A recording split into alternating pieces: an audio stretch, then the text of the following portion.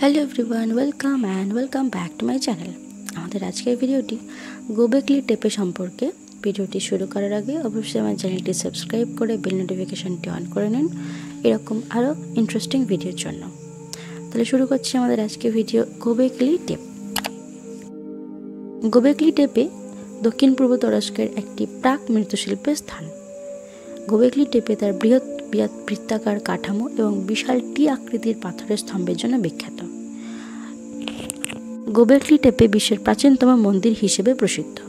Gobekli টেপে উচ্চ Mesopotamia অবস্থিত। এটি এমন একটি অঞ্চলে রয়েছে যেখানে বিশ্বের সবচেয়ে প্রাচীন কৃষি সম্প্রদায়ের উত্থান ঘটেছিল। জার্মান প্রত্নতাত্ত্বিক ইনস্টিটিউটের ক্লাউস স্লিট গোবেকলি টেপে খনন করেছিলেন। গোবেকলি টেপেতে বৃত্তাকার নির্মিত বৃহৎ টি আকৃতির স্তম্ভ রয়েছে। প্রতিটি স্তম্ভের উচ্চতা প্রায় 20 ফুট, ওজন 10 টনেরও বেশি এবং সেগুলিতে কিছু প্রাণীর চিত্রিত চিত্র রয়েছে, যেমন পাখি, সাপ, শিয়াল ইত্যাদি। প্রাক মৃত্তিকা নবপলীয় যুগে প্রায় 9500 খ্রিস্টপূর্বাব্দ থেকে কমপক্ষে 4000 খ্রিস্টপূর্বাব্দ পর্যন্ত এই বসতিতে বসবাস করা হয়েছিল।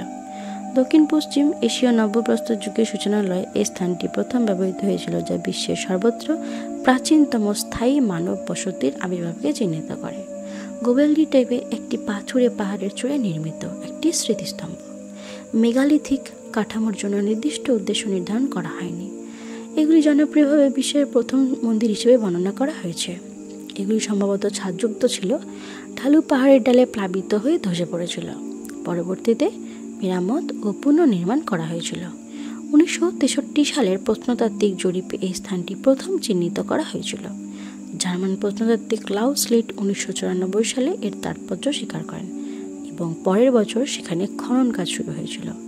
2014 সালে তার মৃত্যুর পর তুর্কি প্রাগৈতিহাসিক নেকামি কাবুলের নির্দেশনায় ইস্তাম্বুল বিশ্ববিদ্যালয়ে সানলিওরকা জাদুঘর এবং জার্মান প্রত্নতাত্ত্বিক ইনস্টিটিউটের যৌথ প্রকল্প হিসেবে কাজ অব্যাহত ছিল। 2018 সালে গোবেকলি টেপেকে ইউনেস্কোর বিশ্ব ঐতিহ্যবাহী স্থান হিসেবে মনোনীত করা হয়েছিল। 2021 সাল পর্যন্ত স্থানটির প্রায় 10% খনন করা হয়েছে। গোবেকলি টেপের ঘেরের পাথরের স্তম্ভগুলি টি আকৃতির, যা এই অঞ্চলের অন্যান্য প্রাক মৃৎশিল্পের নবপলীয় স্থানের মতোই। এখানে অনেক খোদাই স্তম্ভ রয়েছে, যেগুলি বেশিরভাগই প্রাণী, যেমন সাপ, শিয়াল এবং তবে হরিণ, বন্য ভেড়া, ওনাগার, হাঁস, শকুনও চিত্রিত রয়েছে। যতদূর তাদেরকে শনাক্ত করা যায়, প্রাণীগুলি পুরুষ এবং প্রায়শই আক্রমণাত্মক ভঙ্গিতে চিত্রিত হয়। স্তম্ভে মানুষের চিত্রণ বিরল, তবে ঘের ডিতে স্তম্ভ 43-এ একটি মাথাবিহীন পুরুষ রয়েছে, যার একটি খাড়া ফ্যালাস রয়েছে। তবে ঘেরটিতে থাকা স্তম্ভগুলি মানুষের প্রতিনিধিত্ব করে। গোবেকলি টেপের কাঠামো থেকে কিছু ছোট খোদাই করা পাথরও পাওয়া গেছে।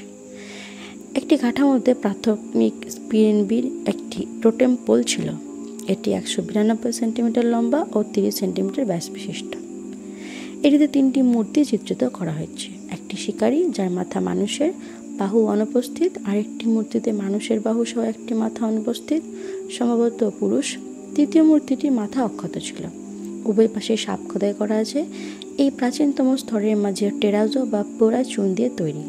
প্রাথমিক দখল পর্যায়ে বৃহৎ ঘেরের পাশাপাশি গোলাকার, ডিম্বাকার গার্হস্থ্য কাঠামো তৈরি করা হতো, যা একটি বসে থাকা জীবনযাত্রার ইঙ্গিত দেয়। সময়ের সাথে সাথে এই ভবনগুলি আয়তাকার মেঝে পরিকল্পনা প্রবণতা বৃদ্ধি পায়। চূড়ান্ত বসতি পর্যায়ে শুধুমাত্র ছোট কাঠামো তৈরি করা হয়েছিল। পাহাড়ের উপরের স্তরটি সবচেয়ে অগভীর, তবে দীর্ঘতম সময়কাল ধরে এটি স্থায়ী হয়।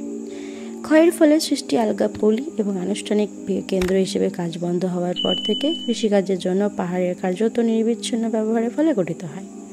খ্রিস্টপূর্ব 8ম শতাব্দীর শতাব্দীর শুরুতে গোবেকলি টেপের গুরুত্ব হ্রাস পায়। কৃষি ও পশুপালনের আবির্ভাব এই অঞ্চলে মানুষের জীবনে নতুন বাস্তবতা নিয়ে আসে। ক্লাউস লিমিটের দৃষ্টিভঙ্গি অনুযায়ী গোবেকলি টেপে ছিল প্রস্তর যুগের একটি অভয়ারণ্য। স্মিথ গোবেকলি টেপের নির্মাণকে নগর সভ্যতার পরবর্তী বিকাশে অবদান হিসেবে দেখেছিলেন। খনন এবং গবেষণা চলমান রয়েছে, যার লক্ষ্য হল স্থানটির তাৎপর্য বোঝা এবং ভবিষ্যৎ প্রজন্মের জন্য এটি সংরক্ষণ করা। এই স্থানটি বর্তমানে একটি পর্যটন আকর্ষণে পরিণত হয়েছে। কাঠামোগুলি সুরক্ষার জন্য প্রতিরক্ষামূলক ব্যবস্থা গ্রহণ করা হয়েছে। এই ছিল বিশ্বের প্রাচীনতম মন্দির গোবেকলি টেপে সম্পর্কে। আশা করছি ভিডিওটি আপনাদের ভালো লাগলে লাইক করে শেয়ার করুন এবং অবশ্যই আমার চ্যানেলটি সাবস্ক্রাইব করুন। Thanks for watching.